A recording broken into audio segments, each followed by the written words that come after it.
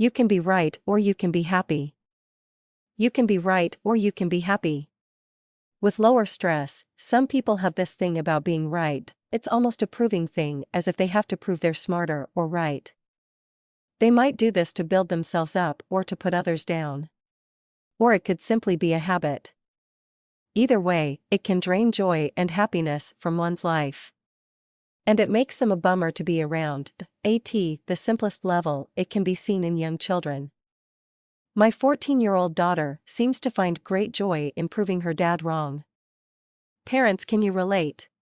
Her new phone, aka umbilical cord to the world, with Google, is quick to share clarifying data of dad's mistake. I will be trying to share a lesson, story, or some sort of insight, and boom, she interrupts me with a clarifying fact. Actually, Dad, there were 152 of them. I had kept the number rounded to 150 to keep the story simply. This happens very frequently. It's as if she is waiting to find fault or error in me. Her train of thought is lost on the fact, 152 versus 150, and she has lost the point of the story. And this may be the key point. She is looking for and finding fault. Or focusing on the negative. Seek and ye shall find. There is a key life lesson to stress reduction, worry, and happiness here. You get what you focus on, and, this is the key, what you focus on expands. I've heard this put another way. Where thought goes, energy flows, and results happen. Beware, this also expands and impacts adult interactions. Maybe you can relate to this. I was dealing with a person who, for her job requirement, had to review medical reports for spelling and grammar, but also for detailed medial accuracy, and this is a good thing. If you wanted someone writing medical concise reports that impacted your health or even life, this is the person you wanted.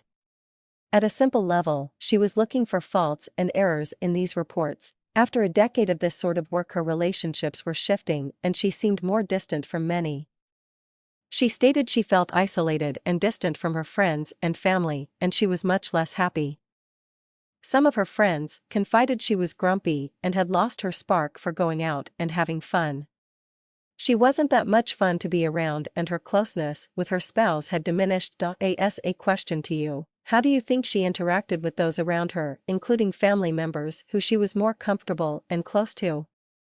Do you think her decade of training in finding fault and correction would impact her family interactions and relationships? How do you think she viewed and analyzed her husband's accuracy with the lawn cutting or cleaning up the kitchen or making the bed? Yes, she was a nice person, pleasant, engaged, genuine, fun, and had other positive attributes. However, how do you think she processed the conversations with others?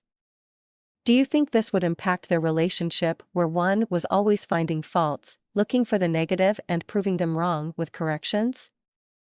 Always having to be right. Even after short conversations, you could sense this talent for finding fault and suggesting ways to correct or fix things was very developed.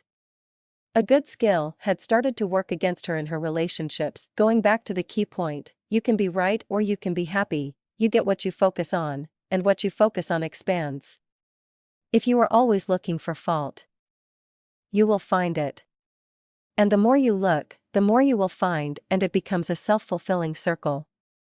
You will find want is wrong, incorrect, or inaccurate with things and people. It becomes a negative habit that can make you unhappy. It would seem simple enough that to improve our relationships, to gain a greater sense of gratitude and fulfillment from life, to reduce our stress, and to simply be happier, we may need to relax a bit and not be so critical of others. To not always focus on finding the wrong details, rather look at the bigger picture of things. What is good about what they are saying or doing? How can we use and benefit from this? Get curious and ask why they think that way or have that opinion. How can we learn and grow and utilize this to move ahead and not make same mistake/error again? This comes down to controlling your mind and thoughts and choosing to find the good. To focus on the positive and what's right about situations, people, and their actions. This sounds easy, but experience teaches that it's much harder to put into practice. Why? Because we are animals of habit, and old habits are hard to break. Combined with all the negative in the media, many around us who are also negative, and we are constantly reminded and bombarded with negative, fear-mongering news, I understand, this is a hard habit to break. I in the best-selling book entitled The Power of Habit by C. Duhigg, he states that we can never break a habit or get rid of it. However, he shares, we can replace it with one that is more empowering and useful to us. But it takes acknowledgement of the non-supporting habit and then practice to implement and replace it with a new habit. Let's now expand this to a 50,000-foot view from our relationships to life and work so we can get a bigger perspective on where we are at and how we can reduce our stress and be happier and more fulfilled with our life. Workplace studies have shown happy people get better jobs, make more money, have a better office, have a better, more rewarding social network, and generally enjoy life more. And yes, they handle stress better and seem to have less of it. Nice, my experience has taught me that you can flip things around and make incredible dramatic changes very quickly by starting with 3 small, simple, easy-to-do steps, the first of which is choosing and deciding to find the good or the positive in others and yourself. This helps build and develop the skill of finding the good, why others first. Because sometimes it's easier to find the good in others than it is in ourselves. For everyone you meet, always find one nice things about him or her and compliment them on it. Soon, you will start finding more good in yourself as well, shifting from being problem-focused to solution-based. It is so easy to get caught up in finding fault and complaining. And as you know, like attracts like. Someone complains about the weather or traffic and shortly, it's a pile-on with horror stories of traffic hell. It's also easy to try and blame someone else for the situation or mess. It's easy to blame, complain, or justify why something happened. Stop this, take full responsibility for your life and shift your thinking to solutions. Don't let the things you can't do stop you from doing the things you can do. What can we do? What are some action steps we can take? Whose help can we get?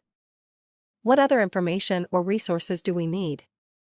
Take action, make progress, and move ahead. Looking at the positive benefit or outcome this will bring related to the point above, finding and thinking about negative outcomes is common, and a non-supporting habit many develop. We will often make the statement, what if? Fill in bland with negative. You can train your mind to shift this around to be more positive by converting this statement to what if?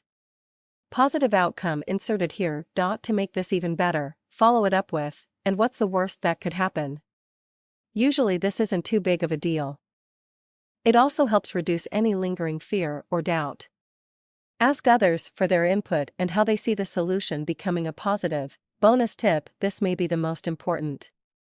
Choose to stay away from the negative people, media, environments, etc. Be it at the water cooler, certain friends, or in social situations, or the media, always try to lift up the energy and add a positive aspect to the conversation. If someone is complaining about the traffic or weather, break the cycle and ask how their child made them laugh or proud this week. What new exciting things are happening in their life? What they are doing to grow their business, improve their health, etc. What are they doing to enrich their life situations? What new trips, etc. are they planning? I know they will appreciate this. No one likes to get stuck in that low-level complaining. For the media, I would suggest not watching the news or reading the paper. I've shifted over to reading Success magazine. It's full of uplifting and positive articles that are short and quick to read in the morning. I find it sets the positive emotional tone for the day. It also comes with an audio CD with interviews and commentary from experts. For me, it's a great way to stay motivated. It helps me focus on the positive, and there's a lot there for personal growth and personal development as well. And the year subscription is very low cost for what you get. I would strongly recommend it.so. In summary, you can be happy or you can be right. No one is perfect, so why go there and try and find fault? What do you want to choose to do? Teaching and controlling our minds to find the good and expand on it takes time and practice until it becomes a habit. Set yourself up to win, surround yourself with positive, like-minded people and look for the good. Start your day right with some positive, uplifting instructional material. You are on your way to a happier, more fulfilling life. I know what my choice has been. And yes, I'm one happy guy with a lot less stress in my life. Do you want less stress in your life? Join me on this awesome journey, wishing you the best of health and spirits.